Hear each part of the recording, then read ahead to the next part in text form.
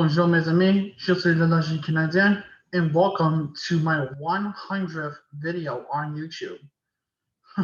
I did not realize this until early this afternoon.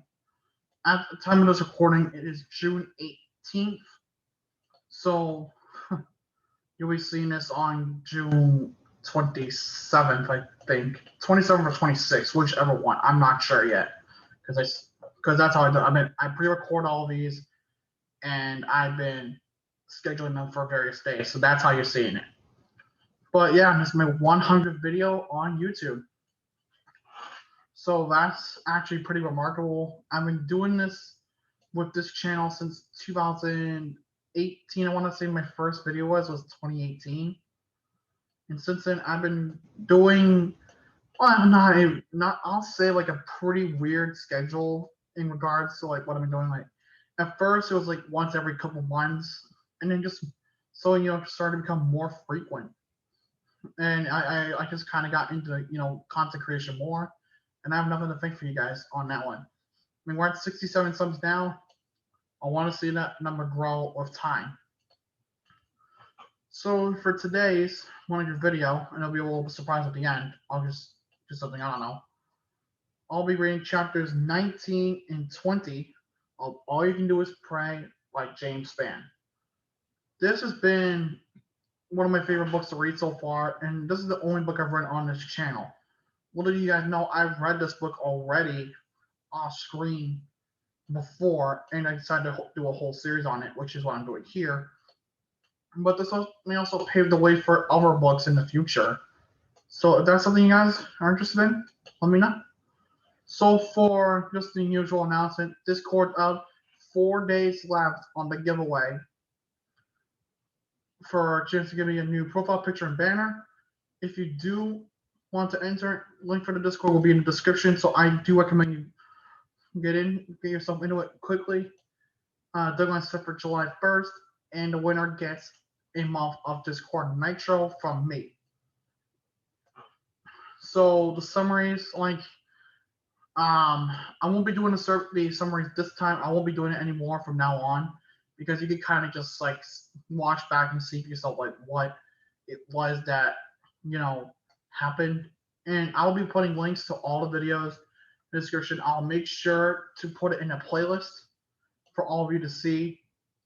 But if by chance that one of you actually wants to come back and watch this, you're more than welcome to.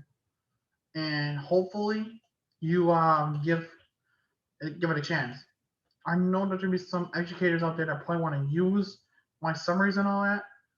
You are more than welcome. Just email me or something, and we can set something up. Maybe I can do like a live read aloud on Zoom or whatever form you have. I'll be glad to come on. I'll be glad to read. Just schedule with me. I'll leave some sort of email in the description as well. So, well, being said, let's read chapters 19 and 20. So here we go. Chapter 19, An Angel is Lost. One of the best parts of my job is traveling to schools, doing winter programs. Most of them are elementary schools. I love older kids as well, but I connect very well with third graders. Those are my people. I would teach third grade science if I didn't do the weather on television. I typically visit 1 or 2 schools daily from August through May.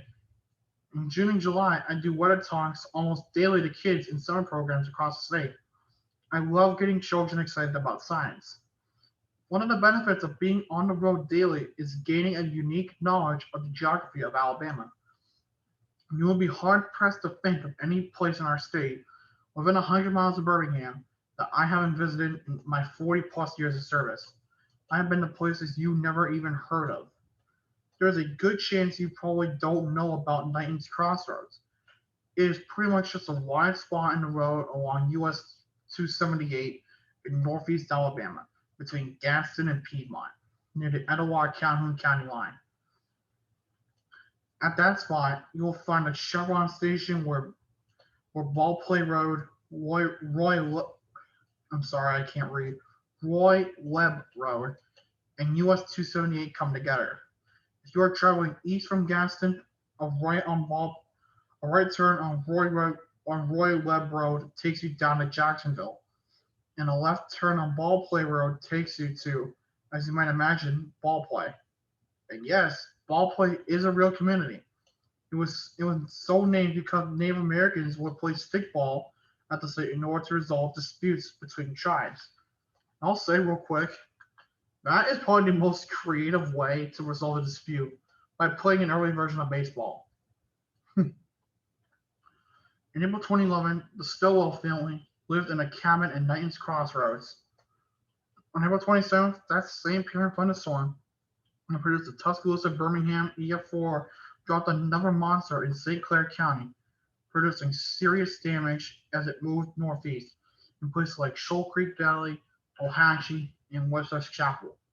It was headed right for the Knighton's Crossroads community. Danny and Rita Stillwell, their daughter Angel, 13, and son Nick, 19, saw and heard the tornado coming, and they sought shelter in the crawl space under their home. As it approached, Rita told me it was like everything went into slow motion. Nick said something told him to get out. He left the crawl space and rode the storm in a vehicle on the property that had been damaged by a falling tree. He survived and was somehow uninjured. Again, that's honestly very goddamn creative. I'm sorry, like, how do you survive a tornado in a vehicle? How? I don't know how. It's crazy. Maybe the tree must have held the vehicle down in place. I don't know. When it was over, Nick heard other family members crying for help. The tornado had literally picked the cabin up, turned it, and dropped it. Like, just real quick, I want to just kind of bring a visual. I want you to imagine this remote is the home. So the way he describes it, picked up, turned, dropped. How do you? I don't even know. I don't even know. The cabin was mostly intact, but the way it came down resulted in Rita and Angel being trapped and pinned in the crawl space between support blocks and joists. Danny was injured but was able to get out. Nick called 911 and went looking for help, but the first responders had a hard time getting there due to all the fallen trees and down power lines. Neighbors, however, were able to reach them, doing everything possible to free Rita and Angel without much luck. In April 2011, Josh Morgan was a deputy for the Etowah County Sheriff's Department, assigned to their investigation division. April 27 was a regular day for him, working regular cases on the 8 a.m. to 4 p.m. shift. He was aware of the severe weather threat, and everyone was ready to perform extra duty in the event it was needed. Deputy Morgan was among the group of first responders that were finally able to get through to the Stillwell home that night. He saw the situation was serious. He actually got under the damaged home in the crawl space to find the two people trapped. Morgan told me he's a smaller person, so he was able to get in that small space. Rita was close to the opening on the crawl space, but Angel was farther back. While another deputy, Johnny Grant, was with Rita. Morgan was able to get close to Angel and saw she was seriously injured. He did his best to talk to her and keep her calm in that desperate situation.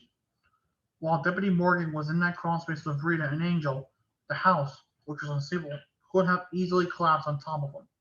But Josh told me he never thought about it until it was over.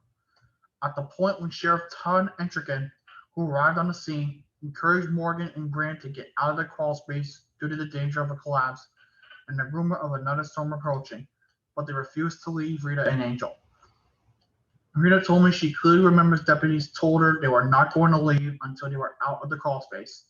She said, "I want to give those guys credit because I don't think anyone else would have stayed with us knowing the house could have fallen at any time." Angel, despite being seriously injured and most likely in shock, was alert and talking to Deputy Morgan. She could tell him who she was, her age, and name of her school. They were having a calm conversation, with Morgan telling Angel they were working hard to get her out. This continued for at least an hour, but it was clear that Angel's condition was deteriorating. Deputy Morgan could see one of the floor joists was sitting on Angel, and some of the big blocks that were used to hold up the floor joists up were on her back. Outside, a big group of volunteer firefighters and neighbors were trying to use jacks to level up the house, so Rita and Angel could be pulled out. Rescue-type hammers were also brought in and given to the deputies, chipped away at the blocks in the crawl space. Rita was free first, and then later Angel was pulled out. Both Rita and Angel were taken to Gadsden Regional Medical Center. Rita had a broken pelvis, 6 broken vertebrae, 9 broken ribs, and punctured lungs. She was in the hospital for 1 month, and then spent time in a rehabilitation facility. Rita is doing fine today and lives in Florida. Angel was pronounced dead after midnight that night. Rita was taken to see Angel briefly to say goodbye in the hospital. Deb Stillwell, a family friend, firefighter, and EMT at Ballplay No. 1 Volunteer Fire Department, was one of the first on the scene on April 27, 2011.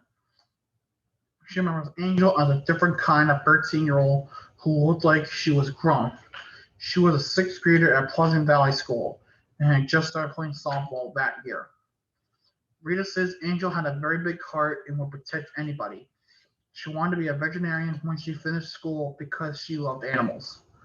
For the work that night, deputies Josh Morgan, Johnny Grant, and Reserve Deputy Michael Bishop earned the Medal of Valor from the Etowah County Sheriff's Department. These were three of the many heroes of April 27, 2011 in Alabama. Like, you have the threat of having a house collapse on top of you, but you decide to stay and help. That takes a lot of skill, and that takes a lot of bravery to overcome, which of itself is insane. But I'm glad that they stuck through it. But unfortunately, one of them didn't make it. But I mean, at least both of them didn't lose their lives, which would have been a lot worse. But they did a heck of a job doing what it was that they needed to do to get them out. Good on them. Chapter 20. There are good people in the world. On April 27, 2011, University of Alabama student Paige Rawls was awakened by a call from her mother at 5 a.m. telling her to keep an eye out because there were tornadoes headed her way. She lived off 15th Street, right behind Schwatsky's Deli in Tuscaloosa. She was so aggravated with her mom because she didn't have class that day and had planned on sleeping in. After the call, she went upstairs to wake her roommates so they can make sure to pay attention to the weather. That storm passed through without any damage to their place, but left them without power. After going back to sleep, Paige got up and worked on term papers with her laptop running on battery power. Her mom continued to call throughout the day, reminding Paige to watch the weather because it was supposed to be bad. Paige was scheduled to go work at Target, but she called in because she had to finish her papers. Earlier that month, on April 15th, she was at work when the tornado moved through the southern and eastern part of Tuscaloosa. Paige came home to her roommates having a tornado party upstairs. On that day, there was no damage on 15th Street and no worries. April 27th, according to Paige, was different somehow. Her mother kept calling, her uncles called, and we wanted to make sure she was in the same place. She actually decided to be a smart aleck and put pillows and blankets in the pantry under the stairs because, as she told me, if my family is going to drive me crazy, I'm going to be comfortable. Paige wouldn't say she was ever concerned. She did wake her roommates up and made them come downstairs, just in case. That afternoon, Paige and her roommates turned live severe weather coverage on ABC 3340 and watched the tornado move into Tuscaloosa. She didn't thought, holy cow, that's us. They all ran into the pantry where they had the pillows and blankets. Paige had to coerce her dog because he didn't want to get in the pantry with them. As soon as they closed the door, it was there. They held the pillows over their heads, and Paige repeated, we're okay, we're gonna be okay, over and over. One of her roommates was praying, one was crying, the other was silent. Paige heard glass breaking and things hitting the walls. This seemed like it went on for at least 5 minutes. It was only seconds in reality. Then, It was silent. Her roommate tried to open the door, but it was jammed. After some work, they finally got out and saw their second story was gone. The back door was open and all the windows were broken. They climbed out of the front door and realized it had looked like a war zone that had just been bombed. People were yelling for help in all directions. Paige got one call out to her mom, who was in a storm cellar in Brilliant in Marion County. This house is gone, but we're okay. She thought Paige was joking at first. Paige said it again, and then it got disconnected. Paige's mom later told me that when she heard the second time, she heard the terror in her voice. Paige trying to help people where she could. Her roommates made bandages out of their clothing. They walked to 15th Street, seeing some of the people was like watching a horror movie. There were people with cuts, ears bleeding, skin just hanging. Then, in this chaos, they were told another tornado was headed their way. Their house was severely damaged and they couldn't withstand another tornado. So they headed toward University Mall as a potential shelter, but they were unable to get inside. As they were sitting outside trying to figure out what to do, cell service was out. A truck of guys pulled up and told them another tornado was on the way and they needed to get somewhere. They decided to try Home Depot. The boys in the truck drove them there. Home Depot on that day was their saving grace. They let them in, took them to the break room, offered them their food, and just let them be there. Paige kept having crying spells and her dog wouldn't sit down. The Home Depot employees took her dog outside and kept them preoccupied while another employee tried to comfort her. The employee stayed there until 11:30 with Paige and her roommates until her dad and uncle got there. Paige told me she didn't hear any of the employees at Home Depot complain. Instead, they offered her support and comfort in the lunches they had brought. Paige said she will never forget the employees in the Home Depot in Tuscaloosa for the compassion they showed that night. Paige remembers the days following the tornado where she came back to salvage what she could.